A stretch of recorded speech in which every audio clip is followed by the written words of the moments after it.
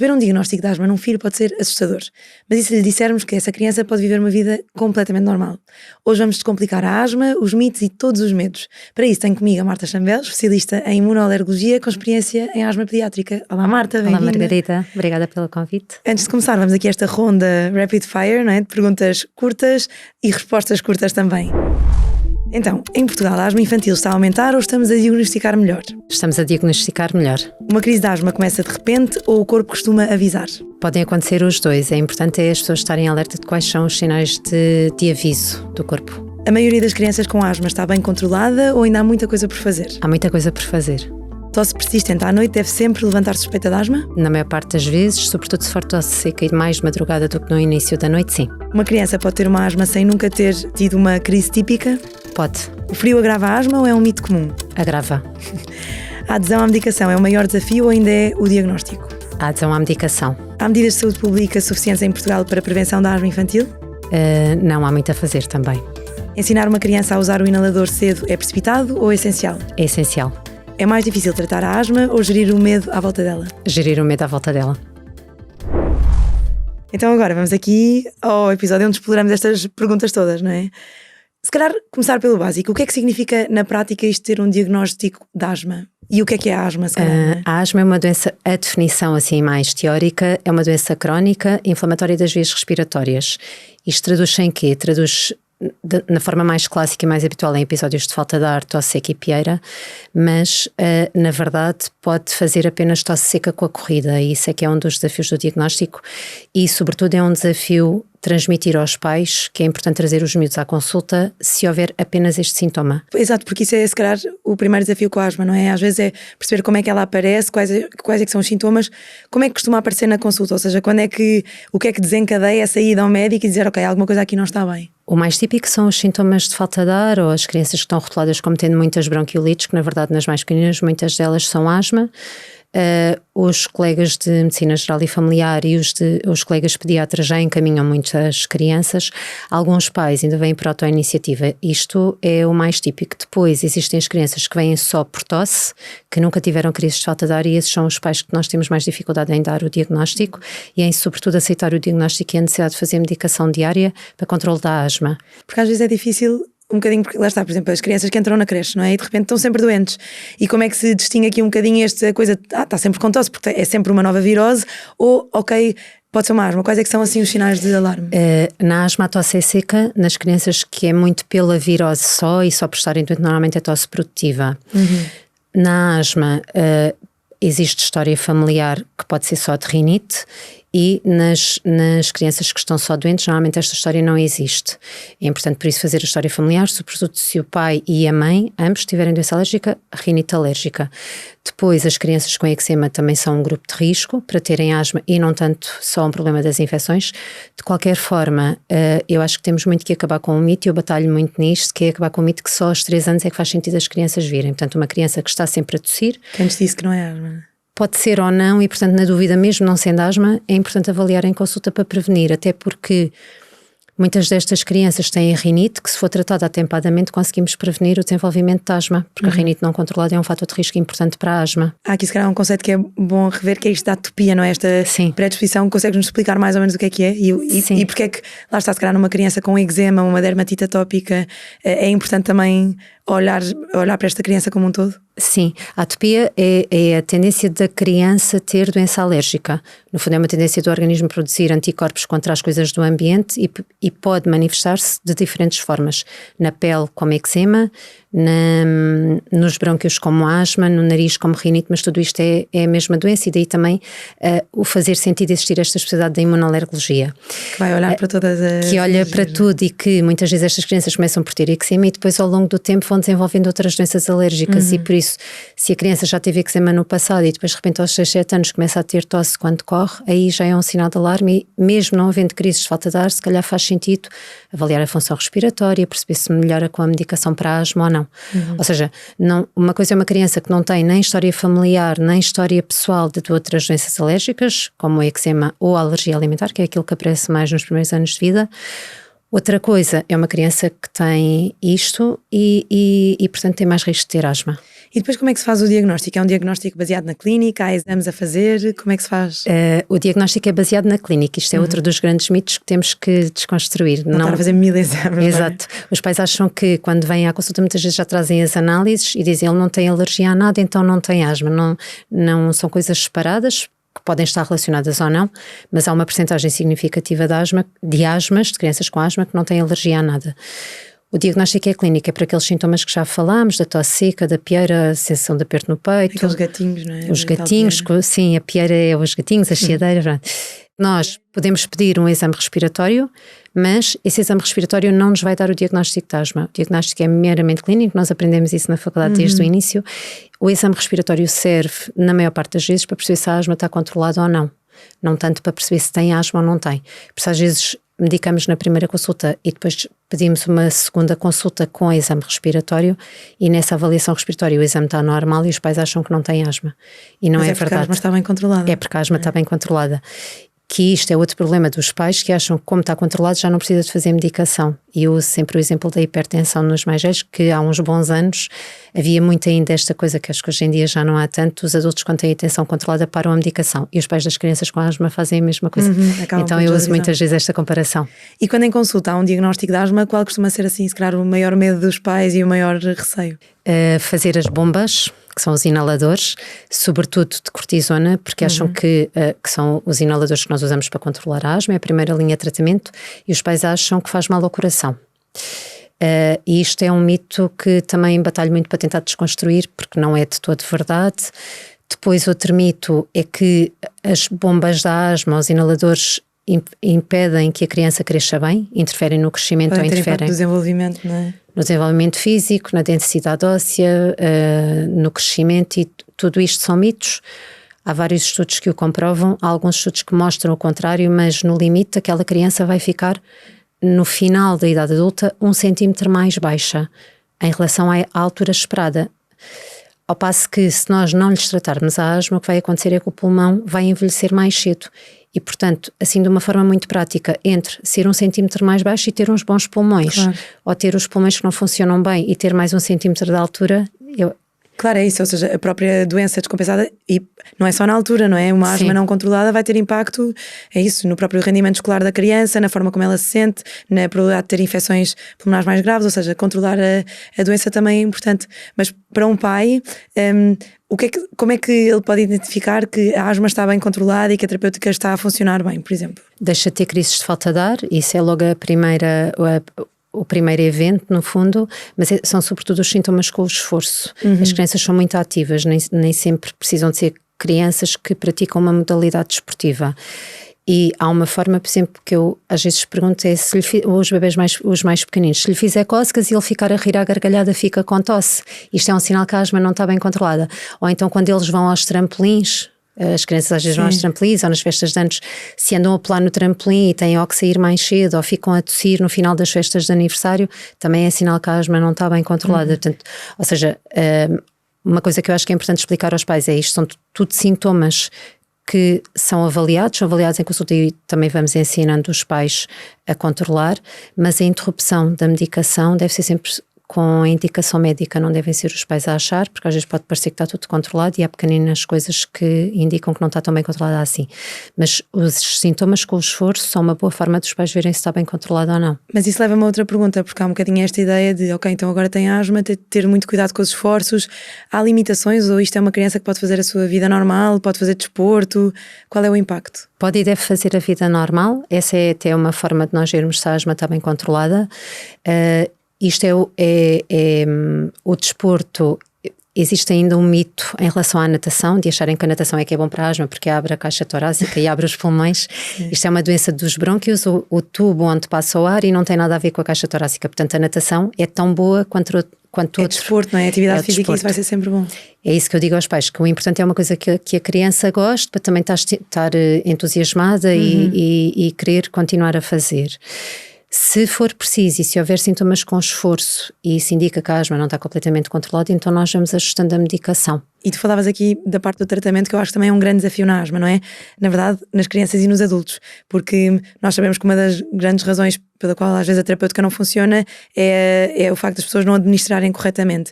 Nas crianças isto é ainda mais difícil, não é? Se fazer um inalador corretamente num adulto já é complexo, quanto mais numa criança. Quais é que são os desafios e se calhar assim dicas práticas para os pais que, lá está, de repente entram neste mundo das bombas e dos inaladores e se calhar ficam um bocadinho assoberbados com a informação? Eu acho que depois de conseguirmos explicar aos pais que os inaladores e as bombas não fazem mal ao coração nem interferem no crescimento, é importante explicar que tem que haver consistência, ou seja, tem que o fazer 2 vezes por dia, de manhã e à noite, que é o mais habitual, porque os medicamentos não têm 24 horas de ação, portanto temos que ir mantendo o brônquio bem desinflamado, portanto a consistência é importante. Depois, em cada consulta, e daí a necessidade das consultas inicialmente precisarem de ser menos espaçadas, não é que precise necessariamente para controlar a asma com medicação, mas há uma coisa que é muito importante e contribui muito para o processo terapêutico, é verificar a técnica inalatória, porque durante meses aquela criança vai precisar de fazer medicação de manhã e à noite e aquilo exige tempo e exige paciência e, portanto, se tem que fazer na câmara expansora ou inalador de manhã e à noite, é preciso explicar várias vezes e é preciso rever e, portanto, às vezes em todas as consultas é importante rever essa técnica inalatória e deixar os pais fazerem. E depois pedir também aos pais para trazerem a própria câmara expansora. E a questão que falámos no início, naquelas perguntas mais rápidas de ensinar às crianças, eles aprendem muito rápido. Pois é, nós às vezes desvalorizamos um bocadinho, não é? Eu acho que fazemos isto em todas as áreas com as crianças, achamos, é pequenino, não sabe. E as crianças têm uma capacidade inacreditável de aprender e são muito mais desenrascadas do que nós achamos. Eles sabem muito bem e às vezes os pais, coitados, na azáfama do dia-a-dia, às vezes não se lembram e são os miúdos que os lembram, se estiver na rotina. Até porque os miúdos passam a sentir-se muito melhor quando fazem medicação, notam diferença. E porque eles próprios querem estar menos limitados no dia-a-dia, não é? Sim, isso eu acho que é assim o mais importante, é envolver a criança no tratamento até para aquilo não ser mais uma ordem que ele tem que cumprir. Claro. E na escola, porque falavas aí de manhã à noite, depois eu penso, ok, mas e como é que é a vida desta criança na escola? Ou faz antes? Há um papel também da escola e dos educadores saberem identificar sinais de alarme, como é que funciona? Quando são crianças que no início estão muito descompensadas, é importante terem medicação de SOS na escola, também com câmara expansora. E os professores e educadores devem saber quais é que são os sintomas de início das crises. Depois, habitualmente, pedem-nos uma declaração em como é que devem fazer a medicação em situação de crise. E às vezes, como no dia-a-dia, sobretudo no inverno, os pais não têm grande tempo para sair com as crianças e perceber-se com o exercício físico e com o esforço eles têm sintomas, aí os professores e os educadores têm um papel importante, que é verem nas atividades do dia-a-dia, nos recreios e nas brincadeiras, se as crianças têm tosse seca ou não. É que a tosse seca é mesmo importante. As pessoas acham que é só a chiadeira e os gatinhos, não é só isso. A tosse seca é um bom indicador de que a asma não está completamente controlada. Mas e normalmente quando há essa tosse seca também há essa parte da chiadeira, depois, por exemplo, numa auscultação, às vezes pode haver um sem haver o outro. Pode haver um sem haver o outro, pode então haver só tosse seca. Valorizar. É mesmo para valorizar. Na dúvida, às vezes eles têm tosse seca só porque têm comichão na garganta. Mas quando é aquela tosse que eles correm um bocado e depois ficam com aquela tossícula e aquilo é muito típico, sim. E depois outra dúvida, se calhar mais nos adolescentes, é um bocadinho porque um dos sintomas é esta sensação de aperto torácico, não é? Da pessoa sentir assim o peito apertadinho, é o que nos dizem. Isso às vezes é confundido com ansiedade? É um diagnóstico diferencial difícil ou como é que funciona? Às vezes é difícil e às vezes é preciso captar, ou seja, ganhar a confiança do adolescente, porque eles entram no gabinete, vêm sempre acompanhados com os pais, nem sempre conseguem também reconhecer os sinais de ansiedade. Nós temos sempre, como em qualquer área, sempre que queremos excluir outros diagnósticos para podermos dizer que é ansiedade, temos mesmo que pôr de parte todas as hipóteses de doença física. E às vezes até são crianças que têm asma e adolescentes que têm asma, mas a asma até está controlada e eles começam com sintomas de ansiedade. Por isso, quando aparecem com esses sintomas que nós achamos que é ansiedade, temos que excluir que a asma, temos que ter a certeza que a asma está controlada e depois então tentar falar com o adolescente, perguntar sobre a escola, se há outros sinais de ansiedade. Depois existem outros exames que também podemos fazer na função respiratória, a avaliação respiratória, que é a prova de metaclina, em que nós estimulamos o broncoespasmo, no fundo a reatividade brônquica, e aí se essa prova for negativa, então praticamente excluímos a hipótese da asma não controlada e assumimos que é ansiedade. Mas às vezes isto é uma coisa que temos que pedir aos pais que os tragam mais a miúdo, porque só numa consulta eles não se abrem, então os adultos, sim, Então os adolescentes ou porque dizem que está tudo bem na escola, ou são miúdos em que os pais já trabalharam muito esta parte e estão muito espertos para esta questão da ansiedade, ou por questões pessoais, porque eles próprios também já passaram por isso, ou porque na família há a história da ansiedade e aí já é mais fácil, ou então se são miúdos que não existem estas questões de ansiedade na família, é mais difícil chegar lá, e às vezes é preciso falar mais com eles. E falando precisamente aí da parte da história familiar, sabemos que isso é um dos fatores de risco. Há outros fatores desencadeantes importantes e quando pensamos, se calhar mais na parte de prevenção, há fatores de risco, há coisas a fazer para prevenir a asma, ou isto é, lá está, a história familiar, não há nada a fazer? Não, o ambiente em que a criança vive é importante. Crianças que estão expostas a tabaco, tabagismo passivo em casa, e o tabagismo passivo não é só os pais fumarem dentro de casa, fumarem na janela da cozinha ou fumarem no exaustor com a porta da cozinha fechada. É praticamente igual a fumarem dentro de casa. Eu costumo falar aos pais na questão do tabagismo em terceira mão, que é os pais que vão fumar, mesmo que vão fumar à rua. Porque a roupa, tudo, ou seja, tudo no limite, deviam tomar banho, trocar de roupa, lavar as mãos. Portanto, isto depois no dia a dia não é prático e não fazem, claro, mas é para lhes dar mais uma motivação para deixar de fumar, não é? Eu também uso muito esse argumento. Depois, outra coisa que é importante explicar aos pais também ainda em relação ao tabaco é que uma criança que está exposta ao fumo de tabaco, independentemente de ter genético ou não, precisa de uma dose maior de medicação para responder. Se uma criança que não está exposta precisa de 100 microgramas, a criança que está exposta precisa se calhar de 200 para fazer o efeito que os 100 faria noutra criança. Isso é uma coisa importante. Depois, independentemente de terem história de alergias na família ou não, aquela ideia de ter os quartinhos muito bonitos, com muitos peluches, muitas coisinhas, não é de todo. Que os acas, não é? Destes bichinhos que comem o pó, adoram tudo o que é tapetes e cortinas de tecido e às vezes uma coisa também que é importante são as estantes com muitos livros nos quartos, ou ter muitos peluches. Os pais acham que são só os peluches que estão na cama, os peluches que estão em cima dos armários também fazem diferença. Portanto, tudo isso não é que tenham que deixar de ter brinquedos, mas porem dentro de caixas com tampa, por exemplo, ou agora há aqueles sacos fechados que são giros por são fora. Fontes de... Sim, eu estive por acaso tive um miúdo na consulta que nunca estava bem, já está medicado, e então percebi hoje, é alérgico aos ácaros do pó, e percebi hoje que tem um peluche grande no quarto, portanto aquilo acordava sempre com tosse. E depois uma das coisas que aprendemos na faculdade até é esta teoria da higiene, não é? Que às vezes, ou seja, e agora eu acho que há muito isto, não é? Até se fala dos pais helicópteros de uma hiperproteção das crianças, de não pode tocar em nada, não pode levar nada à boca, e pronto, eu ainda sou é isso, essa geração que não havia bem regras, ficávamos em todo lado, passávamos metade do nosso tempo na rua ou mais. Esta hiperproteção, se calhar o facto das crianças agora também estarem muito mais dentro de casa com ecrãs, isto também pode influenciar, também pode ser um fator de risco? Sim, também, se bem que eu acho que já estamos a passar um bocadinho essa fase da hiperproteção em relação à ausência de sujidade e germofóbicos. Já deixamos as crianças brincar na terra. Porque agora inclusive até há aqueles... Forest school. Exatamente, e portanto eu acho que essa fase de esterilizar tudo, tê-los num ambiente completamente esterilizado, essa parte acho que já passou um bocadinho. A questão de estarem muito dentro de casa com os ecrãs, essa parte é verdade, essa parte continua e preocupa a todos os níveis, não é? Em relação aqui à asma também. Mas é isso, é importante deixar que as crianças brinquem, é porque por acaso, pelo menos ali no início, eu acho que ainda há muito esta coisa de...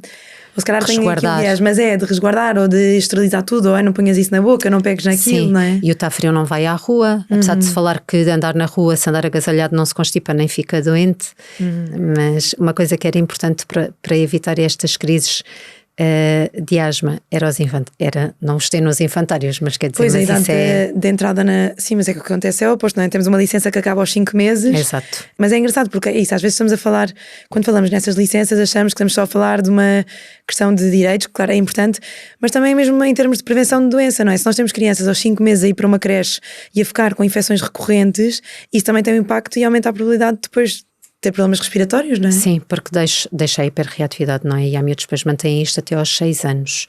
Além de que há um fator que despoleta as asmas.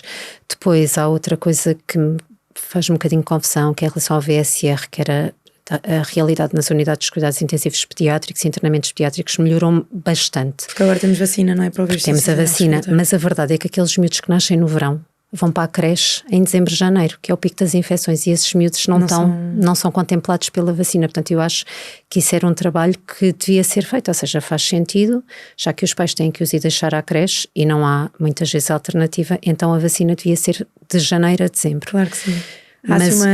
Se pudesse escolher a idade em que as crianças podiam ir para a escola, tinhas assim, como imunoalergologista, tinhas algum conselho? Nunca antes dos 2 anos. Pois, isso é uma realidade eu acho, quase impossível. Hoje em dia é mesmo um privilégio e um grande luxo, porque é muito difícil, não é? Porque as crianças antes dos 2 anos também não precisam assim tanto de creche, porque... E brincam sozinhas, são muito... Sim, são muito individualistas, não é? Da parte de socializar. E acho que estavam muito mais protegidos, estava tempo do sistema imunológico se desenvolver um bocadinho mais, estarem um bocadinho mais... Os pais faltavam menos ao trabalho. Portanto, a questão é mesmo essa. Eram tudo em um. Uma dúvida importante que eu acho que se calhar é de todos os pais é: isto vai ser para sempre? O meu filho vai ficar asmático para sempre? Como é que é a evolução da doença tipicamente? Quando eles chegam ali antes da puberdade, eu acho que nós não podemos enganar os pais e temos que dizer que efetivamente é uma doença crónica. Porque quando nós dizemos, às vezes são crianças que têm, só anda daqui um bocadinho atrás, quando são crianças que têm sibilância recorrente, estas com os gatinhos, não é? Às vezes eu não consigo dizer logo ao pai: olha, é asma, isto é uma coisa crónica e vai durar a vida toda, porque a asma é efetivamente uma doença crónica ou é uma coisa que vai passar, mas a medicação é igual. E às vezes confesso que falha minha, e os meus colegas também farão a mesma coisa, o tempo vai passando e como nós os acompanhamos ao longo do tempo, às vezes esquecemos de dizer: olha, eu já acho que é asma. E portanto, quando nós dizemos... Mas como é que faz essa diferenciação? As sibilâncias recorrentes que vão passar normalmente são as crianças que tiveram muitas infecções no primeiro ano, que não têm atopia, não têm eczema, não têm rinite, respondem muito pouco, melhoram muito pouco. Ou seja, aquele sintoma é mais resposta às infecções recorrentes. Sim. E não porque há uma doença não de é base. Uma coisa que começa do nada, só mais no inverno. São miúdos que melhoram muito pouco com os broncodilatadores, os que respondem pior. Às vezes os pais chegam mais assustados e dizem: olha, isto até é um bom sinal, porque quer dizer que isto provavelmente vai passar aos 2, 3 anos. Mas depois às vezes há os que não são alérgicos e eu no início tenho dificuldade e depois chega uma altura que eu digo: a asma dele, e os pais fazem uma cara como se eu estivesse a dar um diagnóstico. Disse: olha, isto não tem nada de mal, é uma doença crónica, é verdade, e isto nós não podemos enganar, é uma doença que é crónica, mas que se controla muito bem. Hoje em dia, felizmente, é diferente do que era há 30 anos e conseguimos controlar muito bem as asmas com medicação muito simples. Temos até já a medicação para as crianças fazerem a partir dos 12 anos, que são de ultra longa ação e, portanto, só precisam de fazer uma vez por dia. E não têm que andar sempre a fazer, não têm as exacerbações, não têm crise, e às vezes até conseguem passar longas temporadas sem medicação. É importante estar atento aos sinais de alarme, e crianças que estão controladas e que deixam de fazer medicação, sobretudo as que são alérgicas, que têm rinite, que os pais são alérgicos ou que tiveram eczema, é importante mantê-las em consulta, nem que seja uma vez por ano. Ou então escrever uma informação ao colega de medicina geral, ao médico de família, para os ir acompanhando neste sentido, sabendo que, sobretudo nas mulheres, os períodos de flutuações hormonais, gravidez, pós-parto, menopausa, tudo isso são fatores que podem ou agravar ou piorar a asma e, portanto, às vezes estão completamente controlados e pode voltar. Depois há outra situação, isto só para alertar os pais que devem estar atentos ao longo da vida e as crianças depois quando são mais crescidas também.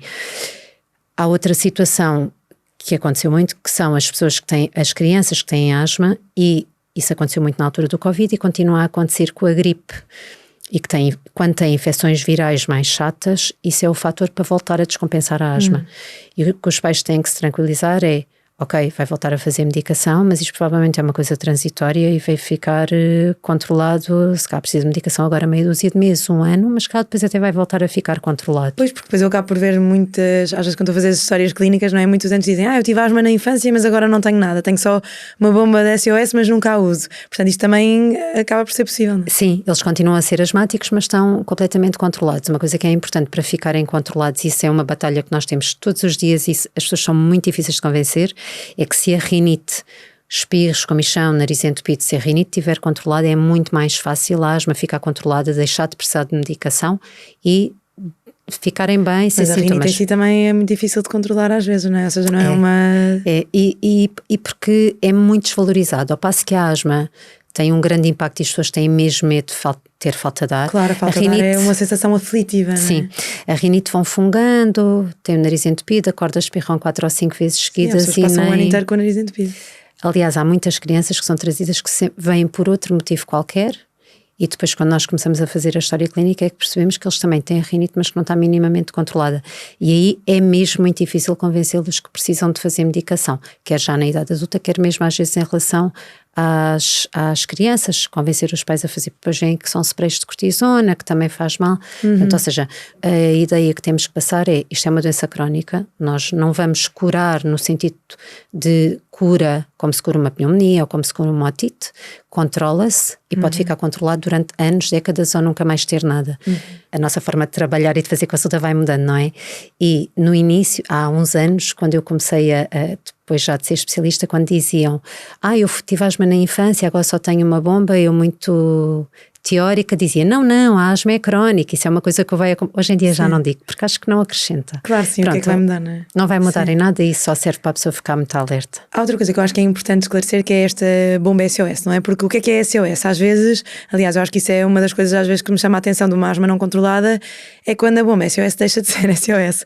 E uma das perguntas que eu fazia era quanto tempo é que dura o inalador SOS, não é? Como é que nós podemos ter esta noção de, ok, se calhar a bomba SOS está a ser demasiado usada e temos de alterar a terapêutica de base. O que é importante para os pais, se calhar?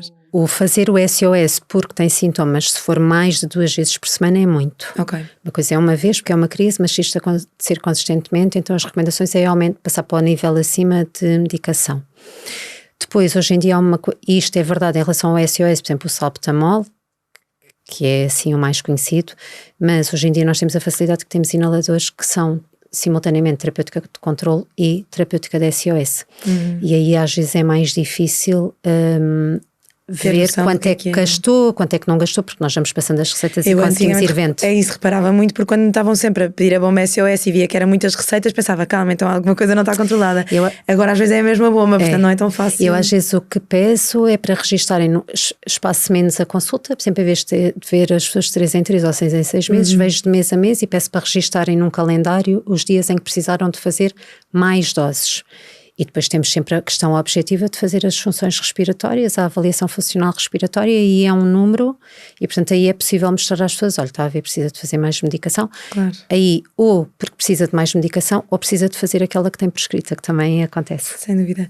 Em termos terapêuticos, já falaste um bocadinho, não é? Temos aqui os inaladores, há outros tratamentos, o que é que tem mudado? Há assim coisas diferentes que se calhar só pensamos nas bombinhas e há outros tratamentos importantes na asma? Existem uns comprimidos que são, o chavão são os antagonistas dos leucotrienos. Em medicina nós temos sempre nomes super simples para tudo, não é? Depois, nas crianças alérgicas, temos a imunoterapia específica, as vacinas para as alergias, que já existe há muitos anos, mas é uma terapêutica que tem vindo a evoluir, quer em relação à segurança, quer em relação à eficácia. E é de facto uma medicação muito eficaz quando é prescrita adequadamente e em função daquilo que é a sazonalidade e a altura em que a criança tem sintomas e aquilo que os testes e as análises dão positivos. E depois para as asmas mais graves, que felizmente não são uma minoria, são uma percentagem mesmo muito pequenina, temos os tratamentos biológicos, que é uma área que tem vindo a avançar bastante. Temos um problema em relação à prescrição no sistema privado, que é onde eu trabalho, que as seguradoras não comparticipam e portanto isso é uma limitação que nós temos, mas eu trabalho há 13 anos só no sistema privado e até hoje nunca tive necessidade de reencaminhar nenhuma criança, porque felizmente é mesmo uma doença grave, é mesmo uma doença rara, peço desculpa, a asma grave. E qual é então, se calhar assim, a última mensagem para quem tem um diagnóstico, ou para pais de miúdos com asma, qual é assim uma última mensagem que gostavas de deixar? Eu gostava mesmo que os pais deixassem de estar assustados com o diagnóstico e confiassem no médico prescritor e confiassem mesmo que aquelas bombas e os inaladores não fazem mal à criança, nem ao coração, nem ao crescimento, que é muito pior a estes níveis todos, como disseste bem. A asma não controlada impacta também no crescimento e no desenvolvimento e é muito pior ter uma asma não controlada do que estar a fazer medicação, porque habitualmente até é uma coisa transitória. Isto é assim, o mito que eu tento mais acabar. Não ter medo da medicação, não é? E perceber que é isso que nós em medicina, eu acho que há esta ideia de que os médicos adoram prescrever. Na verdade, os médicos gostam de que a pessoa esteja bem e que tenha qualidade de vida. Sim. E portanto a decisão de prescrever é sempre baseada no risco-benefício e é sempre em prol do bem-estar dos doentes. É sempre que o benefício ultrapassa o risco, mas isso é um raciocínio. para nós já é muito intrínseco. Ou mesmo para prescrever exames Sim. ou seja, exames de imagem, não é? Também pensamos, ok, qual é o risco, qual é o benefício, porque até Sim. isso pode ter risco. Sim. Marta, muito obrigada, foi muito esclarecedor. E é isso, talvez o mais importante desta conversa seja isto: ter asma não define a vida de uma criança nem de ninguém. E quando há informação, confiança e apoio, há espaço para uma infância exatamente como deve ser: leve, ativa e feliz. Esteja connosco nos próximos episódios do Top of Mind, o podcast da Bial, onde a saúde tem a palavra.